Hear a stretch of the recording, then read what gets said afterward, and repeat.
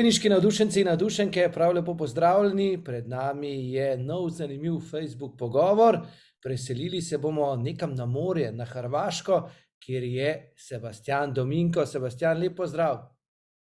Pozdravljeni. Kje si? Nekaj dni počitka ali kako? Ja, v bistvu sem takoj po zadnjem meču v Radomljah spakiral pa šel na morje. Tu smo s kolegi, smo na Murterju, tako da zdaj malo oddiha po par tednih napornega tenisa, ja.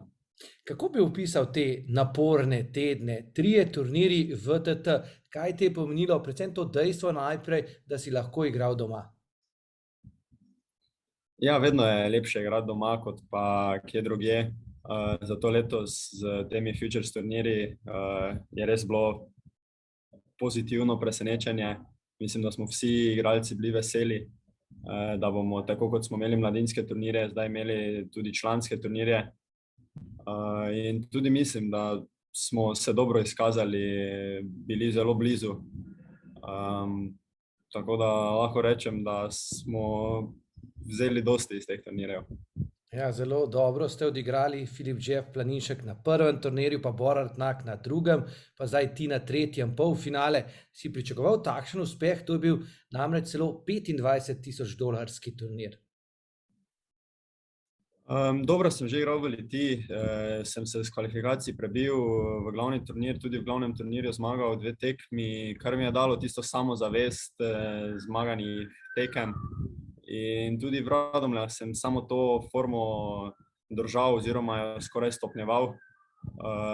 Žal na prvi pogled žreb ni bil najbolj ugoden, ampak mislim, tako kot sem odigral, je tudi, ne morem reči, da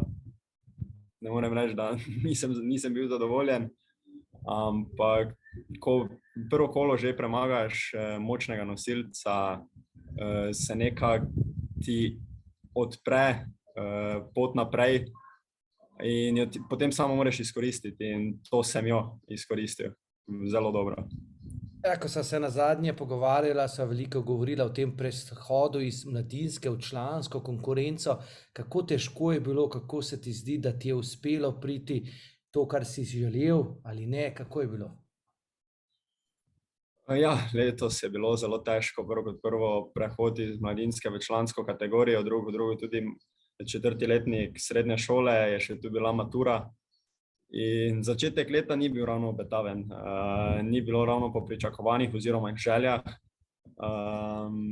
Res je tudi, da zaradi šole nisem mogel odigrati toliko turnirjev, kot sem jih hotel, ampak tudi tiste, ko sem odigral, smo imeli višje cilje.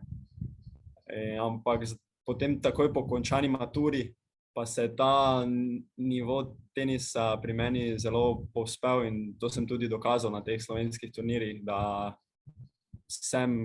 tudi pariram lahko komurkoli na takšnih turnirjih. Ja, opazil sem, da kondicijski del treninga opravljaš s Samom Zavrlom in pa tudi Srdjanom Đorđevićem. Zakaj gre, kako gre, kakšno je to sodelovanje? Ja, mi smo začeli sodelovati na začetku leta oziroma že na koncu, konec 2021 smo najprej vstopili v kontakt. V bistvu je moj oče stopil z njima v kontakt in ja, delo, ki smo ga opravili skupaj oziroma še ga vedno opravljamo, izgleda, da je zelo dobro, in tudi ko bom šel v Ameriko, bomo ohranili stike. In vseeno se bom še vedno vračal. In tako da ja, sem zelo zadovoljen s to potezo, ki smo jo naredili. Omenil si torej Ameriko, če preideva zdaj k šoli, ki si jo že prej omenil, da si opravil maturo. Zdaj si se odločil, da greš na ameriško univerzo. Zakaj je bila težka odločitev zate osebno? Ja, kot sam, vseeno je moj cilj nadaljevati teniško kariero, probati biti profesionalen teniški igralec. In ogromno se je govorilo, da v Ameriki je to težje doseči, ampak potem nekako, ko sem niti nehote vstopil v stik z univerzami in tudi se pogovarjal z igralci, ki so bili tam, Tudi eden izmed njih je bil Blaž Rola, ki mi je ogromno pomagal. Sem ugotovil, da to je zelo dobra priložnost. V bistvu je vse na meni.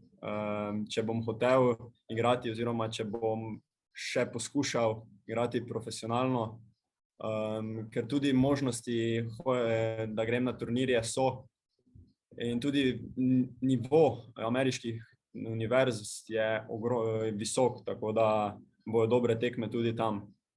Na katero univerzo sploh greš in kaj boš študiral?